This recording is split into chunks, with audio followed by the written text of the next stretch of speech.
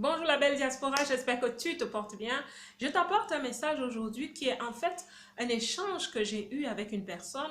C'est un professionnel de l'immigration, c'est un professionnel des services d'intégration, de l'aide à l'intégration.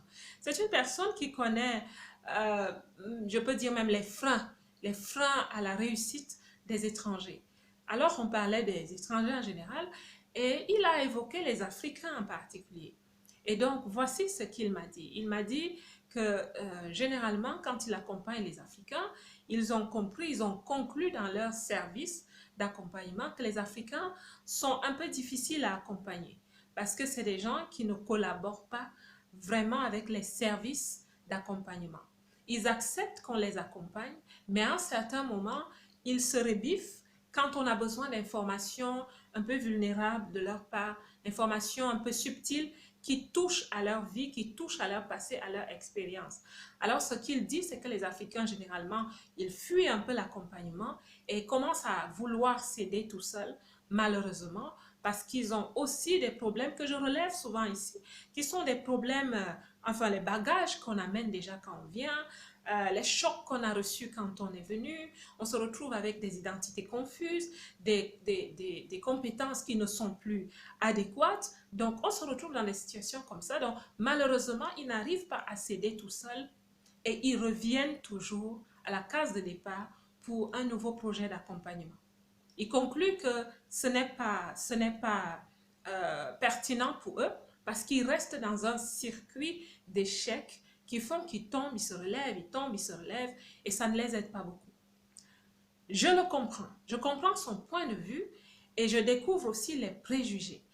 Alors, je lui ai dit, je vais être très ouverte avec toi. Je vais te dire quelque chose qui va peut-être t'étonner, mais qui sera peut-être important pour la prochaine personne que tu auras besoin de coacher.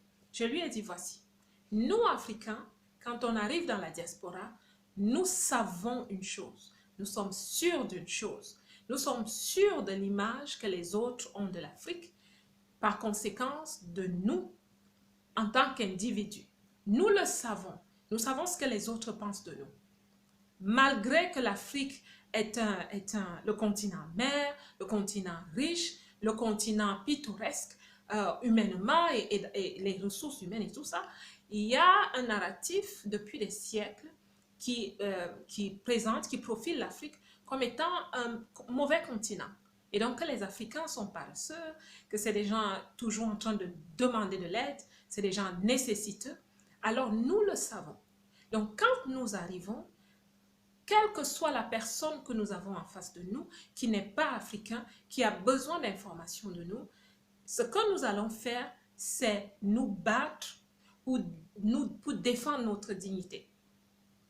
Et ce que nous n'allons pas faire, c'est donner des informations qui nous rendent encore plus vulnérables et qui confirment que nous sommes vraiment ces gens. C'est vrai que c'est contradictoire. C'est vrai que c'est une psychologie de quiproquo. Tu as besoin d'aide, mais en même temps, tu élèves des barrières de protection, des barrières pour protéger un peu le reste de dignité que tu as.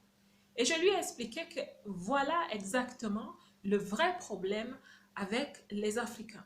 Les Africains, quand un Africain est devant toi, il essaye de se profiler comme quelqu'un qui a aussi de la fierté, il n'est pas orgueilleux, il n'est pas arrogant, mais il ne souhaite pas que tu touches à certaines choses parce que ça risque de confirmer ce que tout le monde pense. C'est vrai que c'est un peu contradictoire, mais c'est la psychologie des Africains.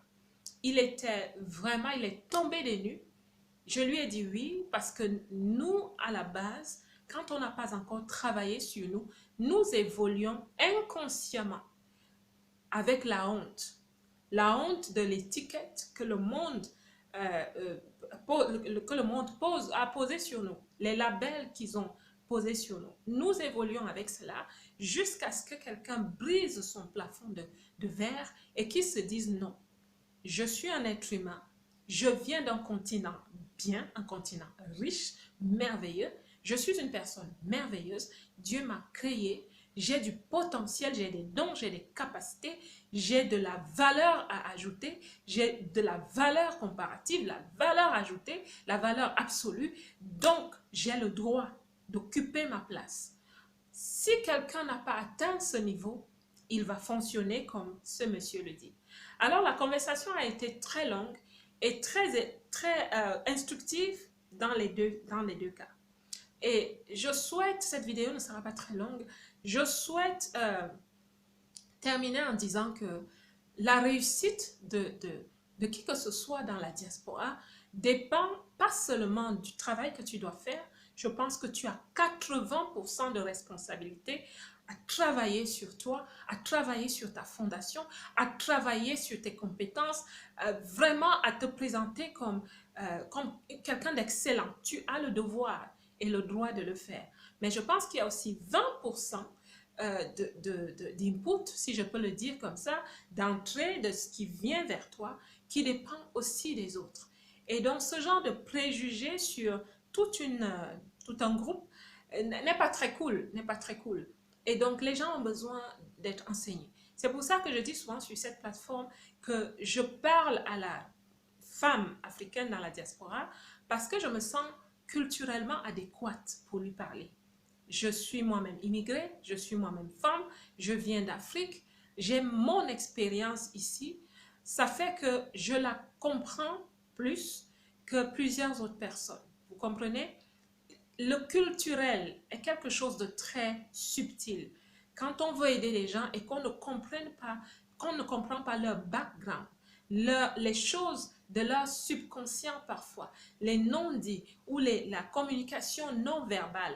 Quand on ne comprend pas ces choses, on va taxer ces personnes de ceci ou cela, ça crée des préjugés et tu fais que le prochain Africain que tu vas coacher en tant que non-africain, tu as déjà des préjugés qui sont arrogants, ils sont ceci. Mais tu ne comprends pas qu'en fait, c'est quelqu'un qui souffre, c'est quelqu'un qui a des traumatismes, c'est quelqu'un qui a besoin d'être aidé. Au-delà de l'accompagnement administratif légal, il a besoin d'être aidé de façon plus profonde.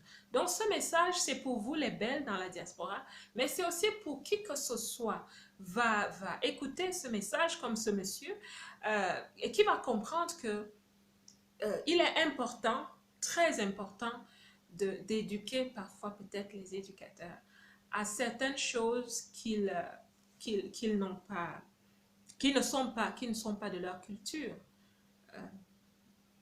Donc, je lui ai passé le message et j'ai l'espoir que ça va agir comme les Anglais disent « the butterfly effect », c'est-à-dire l'effet du papillon. Quand il bat des ailes ici, le vent qu'il propulse continue d'aller jusqu'à je ne sais pas où. Donc, et il était très ému, il était vraiment ému.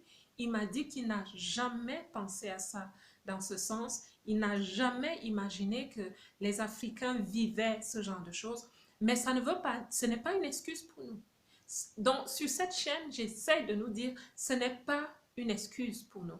Parce que dans la diaspora, même parmi les immigrés, il y en a qui ont vraiment réussi. Il y en a qui ont brisé plusieurs plafonds de verre et qui sont bien installés aujourd'hui dans la diaspora, qui écrivent leur nom dans leur pays d'accueil et dans leur pays. Donc, ce n'est pas une excuse. C'est vraiment pas une excuse qu'on a eu des problèmes et tout ça.